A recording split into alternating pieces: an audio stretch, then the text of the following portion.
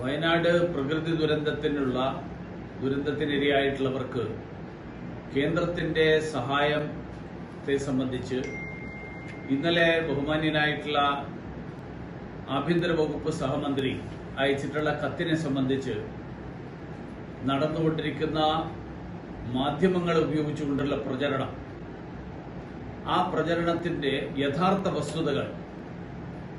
വസ്തുതകൾ ജനങ്ങൾ അറിയേണ്ടതുണ്ട്. CPM ആടിനെ പട്ടിയാക്കുന്ന സമീപനാണ് ഇക്കാര്യത്തിൽ സ്വീകരിച്ചിട്ടുള്ളത്.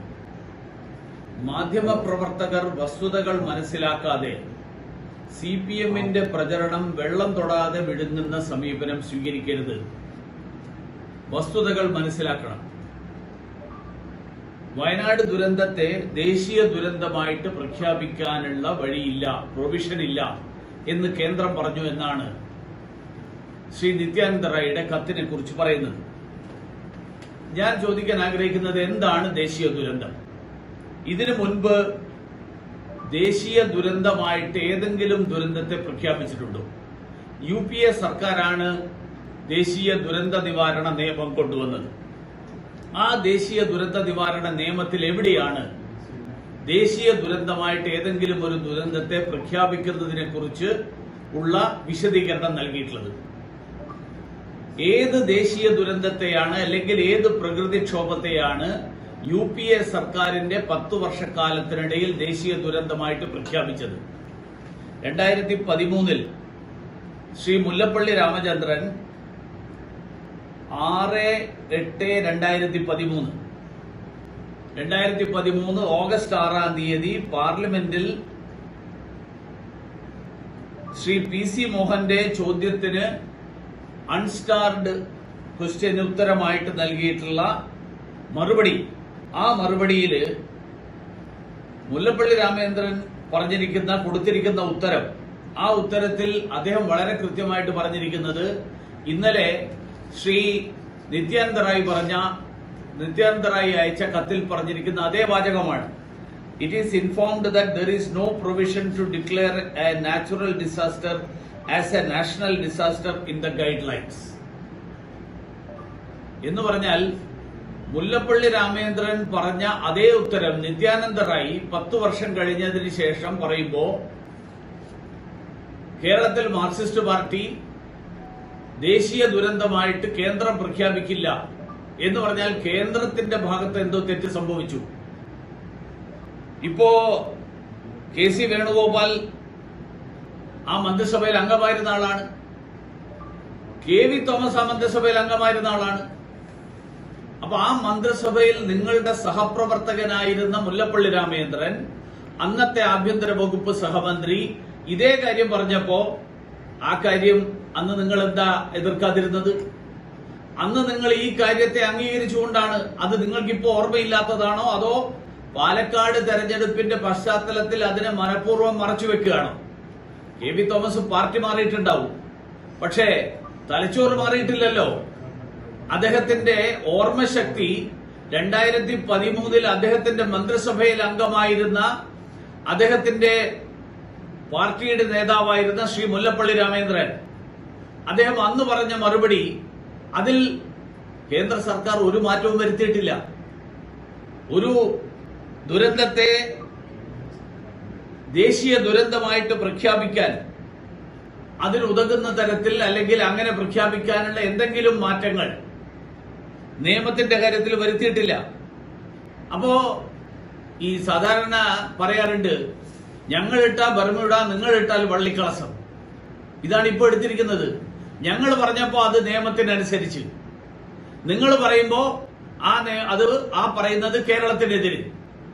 പാലക്കാട് തെരഞ്ഞെടുപ്പിന്റെ പേരിൽ എല്ലാ ദിവസവും ഇങ്ങനെ പച്ചക്കള്ളം. MP രാജേഷ് പറയുന്നത് 675 കോടി രൂപ ഗുജറാത്തിനും പിന്നെ ആർക്കൊക്കെയാ ഗുജറാത്തിന് കൊടുത്തു എന്നാണ് പറയുന്നത്.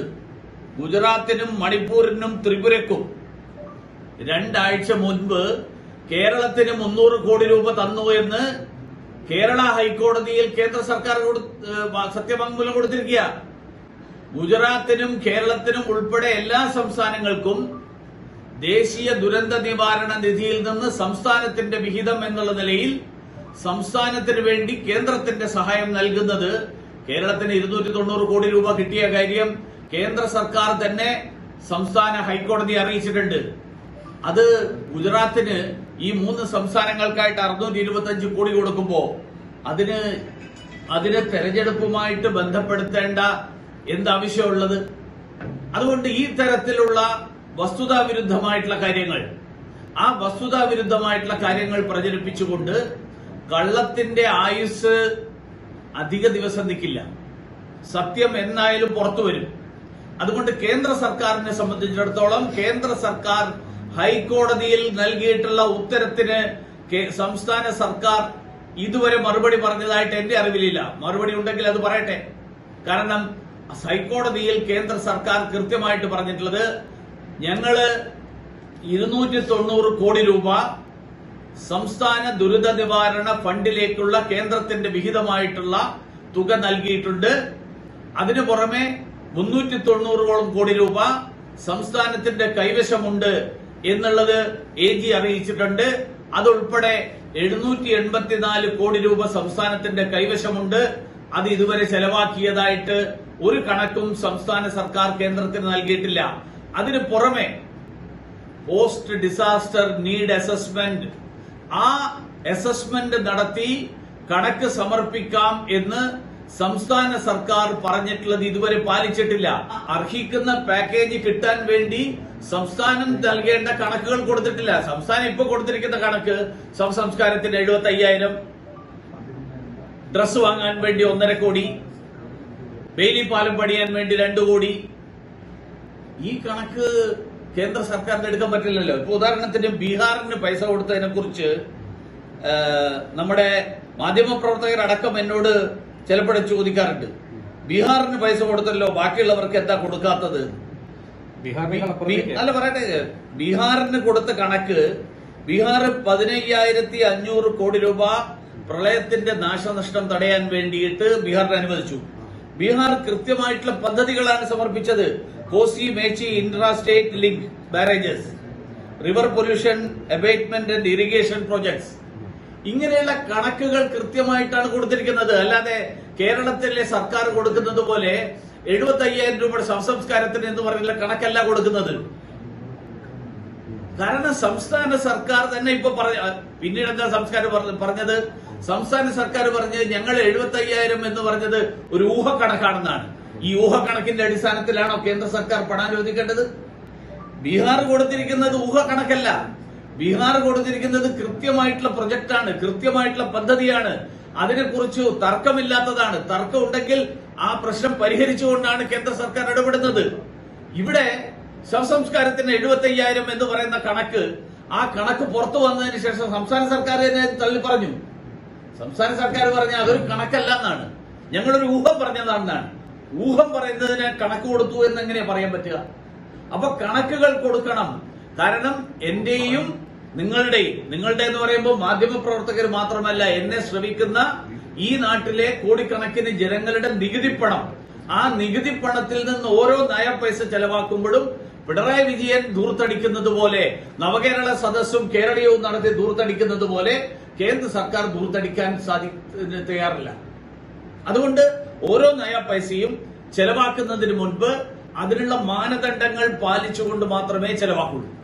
ഈ ബീഹാറിന്റെ പറഞ്ഞുകൊണ്ടാണ് ആന്ധ്രയിൽ വെള്ളപ്പൊക്കം ഉണ്ടായപ്പോൾ അതിന് ഈ ചർച്ച തുടങ്ങുന്ന അവിടെ നിന്നാണ്. ആന്ധ്രയ്ക്ക് വളരെ അതിവേഗം പണം നൽകി എന്നുള്ളതാണ്. അവിടുത്തെ ഉദ്യോഗസ്ഥന്മാരെ കൊണ്ട് പണിയെടുപ്പിക്കാൻ അവിടുത്തെ സർക്കാരിന് കഴിയുന്നു. കേരളത്തിലെ സർക്കാരിന് കഴിയുന്നില്ലെങ്കിൽ ആരെയെ കുറ്റം പറയേണ്ടത്? കേന്ദ്ര സർക്കാരിനല്ലല്ലോ. കഴിവില്ലാത്ത ഈ പിണറായി സർക്കാരിനല്ലേ? ഈ ചന്ദ്രബാബു നായിഡു അവിടുത്തെ ഉദ്യോഗസ്ഥന്മാരെ കൊണ്ട് കണക്ക് തയ്യാറാക്കിപ്പിക്കുന്നതിൽ, കൃത്യമായിട്ടുള്ള കണക്ക് തയ്യാറാക്കിപ്പിക്കുന്നതിൽ ചന്ദ്രബാബു നായിഡുവിന് കാര്യങ്ങൾ നടത്താൻ കഴിവുണ്ടെങ്കിൽ പിണറായി വിജയൻ കുറ്റപ്പെടുത്തിയിട്ട് കാര്യമില്ലല്ലോ കേന്ദ്ര സർക്കാരിനെ. പിണറായി വിജയൻ സ്വന്തം ഭരണം നന്നാക്കണം, സ്വന്തം ഉദ്യോഗസ്ഥന്മാരെ കൊണ്ട് കണക്ക് തയ്യാറാക്കിപ്പിക്കണം. അവിടെ ഉദ്യോഗസ്ഥന്മാരെ തമ്മിലടിക്കല്ലേ? ആ തമ്മിലടി തീർക്കാൻ തന്നെ സംസ്ഥാന സർക്കാരിന് സമയമില്ല. അപ്പൊ പിന്നെ എങ്ങനെയാ ഈ കണക്ക് കൊടുക്കാൻ പറ്റിയ? ജനങ്ങൾക്ക് കിട്ടേണ്ടത് കിട്ടാത്തതിന് കാരണം ഉദ്യോഗസ്ഥന്മാരെ പോലും നിലക്ക് നിർത്താൻ കഴിയില്ലാത്ത ഈ സർക്കാരാണ്. അതുകൊണ്ട് സർക്കാർ, സംസ്ഥാന ഗവൺമെന്റ് അവരുടെ കാര്യങ്ങൾ നേരെയാക്കി കണക്കുകൾ കൃത്യമായിട്ട് കൊടുത്താൽ ആന്ധ്രക്ക് അർഹമായിട്ടുള്ളത് കിട്ടിയതുപോലെ തന്നെ കേരളത്തിനുള്ളത് കിട്ടും. ഒരു സംശയമില്ല.